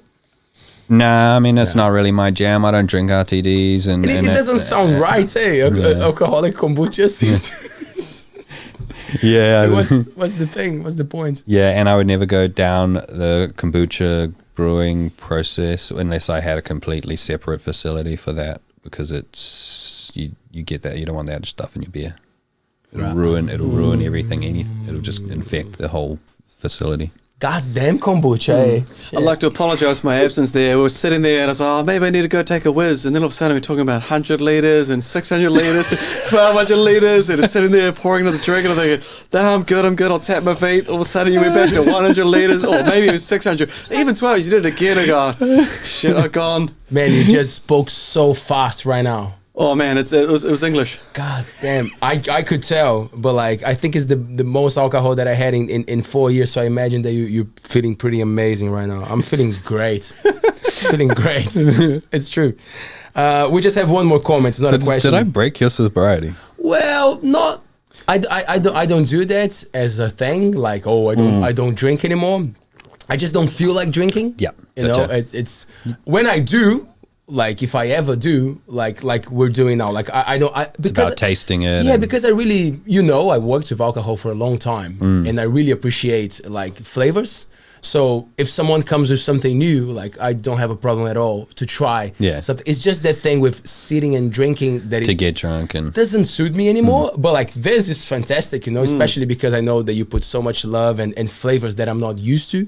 So like I'm happy, man. Ooh, nah, fuck that sobriety shit, man. Fuck that. That's just a cool comment. Man, Adam knows what he's talking about, and that's what I love in this show format. You cannot fake it. Thank you, ALTBAYS. You guys will be huge. Little does he know. Yeah. Man, it's everything written just behind us. There's no place in Germany called this. This is nonsense. Thank you. I just love the name of the guy, Somalian for sure. That's a great name, brother. Somalian for sure. Fuck. Somalian for sure. Great. Because he's gone for sure, I'm thinking, nah, it can't be true. Maybe not. By adding the for sure, it adds doubt. Right. What if he's talking about the foreshore? Oh, damn. Hold down. Now, we're having the... Well, I think we need a cut. Well, I'm definitely driving Fabian home tonight. That's for sure. It's happening. Or we're going to walk out together. I think that's what we're going to do. We're going to walk. Yeah, great. Do you have a question, Taylor? You having fun there? You're having a laugh? I can see that. Man, how important for you it is, because you always talk so much about like being local and supplying local, and like you live at probably one of the most beautiful places in the world, like Coatunu, such a special area, and there's so much support from the people in the Magri Bay. Like, so how important it is for you, like to be here, to provide good quality products? Yeah, that's really important. Yeah, it's the top of the list, man. I got to look these people in the face. I have a question. So you seem to know what you're talking about now, like saying about chemistry things and stuff like that. And I would imagine that most of the thing you learned was making mistakes, right? Like a lot of research too. So if you would classify like the biggest mistake you did brewing it, like what would be? I mean, I've dumped batches of beer, quite a few. Biggest mistake, or even like something that tasted horrible, like be like I cannot even sell. When you dump, was it? You can't. You dump it. It's happened quite a few times. Is it dumped because of infection, or the recipe wasn't right, or both? All, yeah. Yeah, like separately. altogether. I've had beers that have got infected for whatever reason, and it just doesn't taste good. And you know, if you put that product out there, it doesn't work. That one bad beer is what people will talk about. Are you your first tester? Do you go, okay, do you have a group of like 4 or 5 people you trust to be really honest with you if it sucks? Yeah, I got a couple people. Yep. But before you dump. But or even just like I'm fucking vibing on this beer and I'm like, That's the one. yo, Yeah. what are you up to? You want to pop around in the brewery? And so there's a couple people that I call on that I trust, and but yeah, mostly it's me.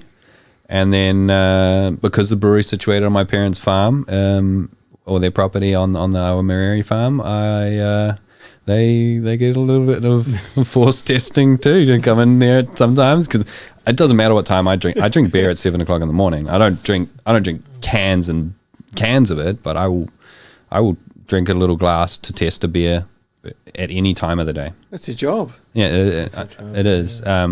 And so sometimes I'm in there at 10 o'clock and like, Dad, can you try this? Hey, Mum, I really want to chat to you about your childhood. and they're like, Mum, bless her. She's sort of like, I don't know. Tastes like, it tastes beer. Nice. Tastes like beer. She used to say that, but her palate has changed. But yeah, she's sort of like, in terms of the whole, picking out like, what fruit flavor do you get? Are you getting citrus, or are you getting more of a tropical thing, or she's like, I can't do that. Mum, try this. It's hot and sticky. I mean, they'd love it. That's why I like hot stuff. My mum and dad used to make us meals that we couldn't eat. They were too hot. Fucking crying. Have a beer. have the food and have a beer after to help. But yeah, so no, I can't say of anything off the top of my head. I've had little fuck ups that I've salvaged. Things like running out of diesel on the generator halfway through a brew. But like that, I think it was kind of just at the point where I was like pretty much done anyway. So I was, or I hadn't quite started, so I was able to like, oh well, driving to town, getting some more diesel. Yeah. Probably your mistakes is like some people, they say that the best creations are made by mistakes. So probably that's it. Yeah. Like the mango probably was a mistake. I put all this mango in here. I was trying to order some sort of hop, and they put this bloody pallet of mangoes. What's it doing? Great stuff. Great stuff. Man, give us... Yeah. Sorry, can I jump on that? Because you talked about the community being so important. Now, I spoke to Gabe from Hula, and I was like, I'm trying to organise a keg, and and he just gave me your number, and I called you out of the blue, and I was like, hi, I want a keg for my birthday. A question came before about, can we get a keg from you for a friend? Is that a business thing? Do you want people calling, hey, we want a keg, hey, we want a keg? On like a 1-by-1, case-by-case event? Because I know you have the one double dispenser, is that right? Yeah, well, that one's the more easy one to deal with. I have another one, but it's got to be loaded on a trailer. It's way more ridgy-dig looking too, like it's pretty hillbilly. No, to be honest, it's not really something like that we do. Yeah. So no, don't call up. Yeah. Don't call up. No. Don't call that. Locals only. 2 weeks notice minimum, and no. Go to the shop, grab your cans. Adam, so just tell us, man, where do we find the beers? Like social media? What's the easiest way to yep. So Instagram at Blue Fridge Brewery. Facebook, I think it's the same.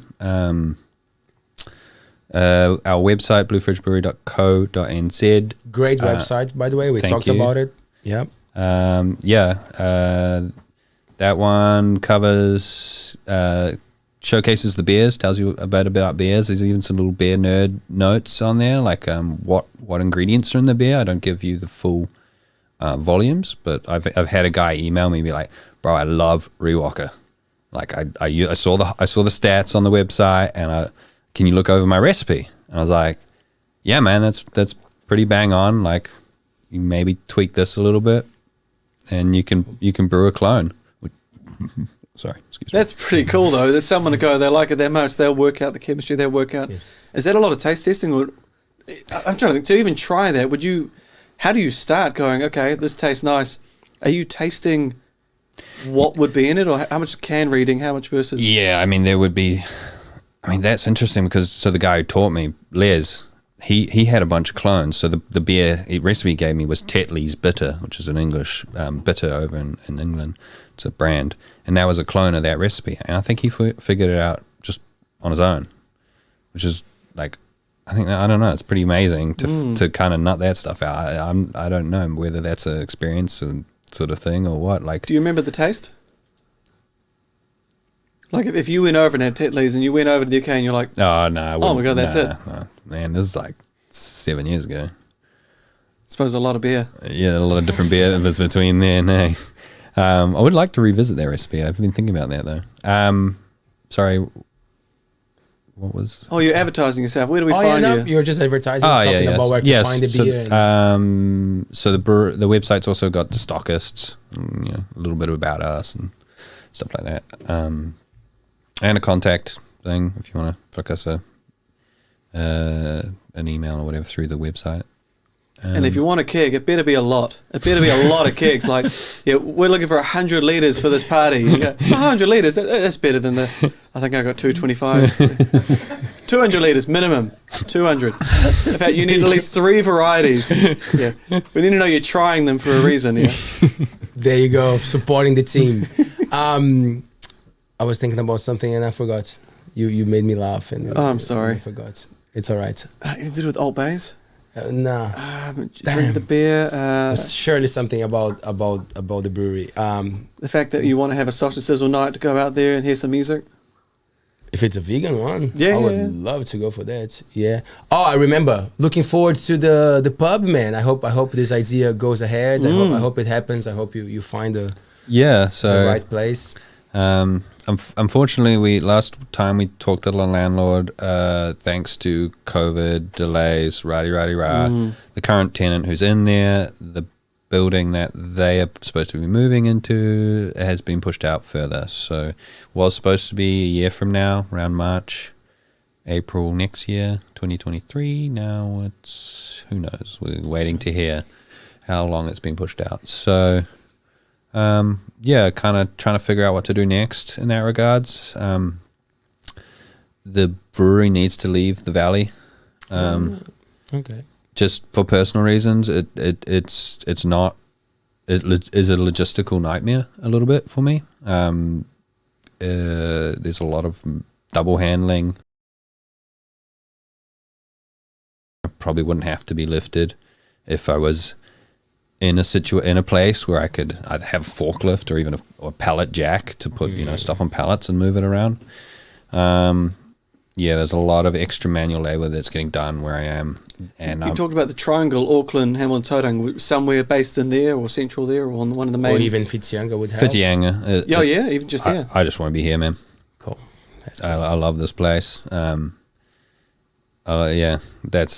the what I consider myself very lucky when I get up in the morning and I look out my window where I live at Kuatunu, and the fact that like today, I was like, well, fuck it, me and Dad going fishing. We went out on the Far Canal, the little dinghy. Shout out to Ingrid for letting me use it while she's down south.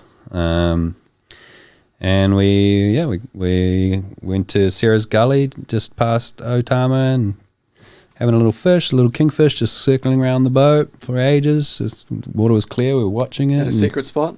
Secret spot, mate. Sarah's secret spot. We came on with a feed. And then, I didn't have to work today. That was lucky me. Go back to bed with the other lady? Start all again tomorrow. Great. Yeah. We didn't even touch on that subject. Hey, we were very, very good tonight. We didn't talk much about the ladies. That's good. For the start again. It's the midnight show. Stay around. We might go there. So, for the people who have businesses in town or spaces available, get in touch with Adam. There you go. If it's younger, if you know about something, that would be cool, so right? to save the effort for some people, I guess, I need high stud buildings. So if you don't have one of those, don't call me. I need a big stud. No, it's got to be. Just wait, your phone was just ringing and then all of a sudden it stopped. Oh. If you're short, I don't want to know about it. No, it's so with the tanks, there's a height restriction, and a roller door, stuff like that is like, that's why I've been trying to open a pub for 5 years in Whittier. I've looked at many different locations and nothing's quite fit the bill like the one we have lined up. I looked out in the industrial estate, but then I kind of went off the idea because, let's face it, people don't come to Whitianga to hang out in the industrial estate. They come to be by the beach or be they're in the town. There used to be one in Coghill Street, eh? We tried to buy that building. Oh, really? Yeah. Someone got it first. Yeah, the tenant who was in it wanted it more than us, or more than we could afford. Because that was a sweet spot, eh? Yeah, that was cool. Perfect. That would have been a nice little intimate spot. It was pretty much already set up. Unfortunately, yeah, we couldn't nab that one. Went out of our price range. Well, local call out. If you want a nice brewery in-house, in town, lower the price. Then you call Adam. Otherwise, don't call Adam. You get free beer, Yeah, and we can work it out in the rent agreement, eh? There you go. Yes. So just call Adam for something relevant. Otherwise, don't. Call ALTBAYS, and then we'll see if it's worth it passing the call to him. It's been a pleasure, man. Yeah, thank you. Thanks for having me. Always a pleasure to talk to you guys. Thank you. And thanks for all the beers. I think we're going to have a busy night here. Yeah, no worries. Thanks, Fabian. Thank you so much for having me. I'm glad we drove here today to get this from Gizzy. Yeah, that's a long haul. I've done that a few times, man. It's quite grueling, eh? We got up at 5. My wife drives because if I drive, she just gets car sick because I'm all over the place. Great. If Fabian drives, it's a 5-hour trip. Or 10 minutes and I'm upside down. Great. That's good. Thanks for having me. ALTBAYS. These shows are cool. They're not that bad. I'll admit it. I've watched a couple now. I actually went online. I dialed in ALTBAYS. I made it one word and then I typed show. I just got hundreds of clips and videos. Yeah. They're not bad. As in, I'm trying to do that Kiwi thing where I don't say anything's good. Mm-hmm. We know. No tall poppy. It's not bad. It's worth a peruse. Hey, he's honest, eh? That's good. Thank you. Thanks for your honesty. Oh, good. Wrap it up, Maestro. All right, so we're live every Monday, Wednesday, and Friday at 7 p.m. on YouTube, and then the show becomes available on YouTube and all the podcast platforms. Stay with us, subscribe to our channel. Best way to support us is to subscribe to our YouTube channel and send us a shout out or tell us about some people you would like to see here. That helps too. Enough. See you guys on Friday. Bye. Thanks, Adam. Thank you. Thanks, Fabian.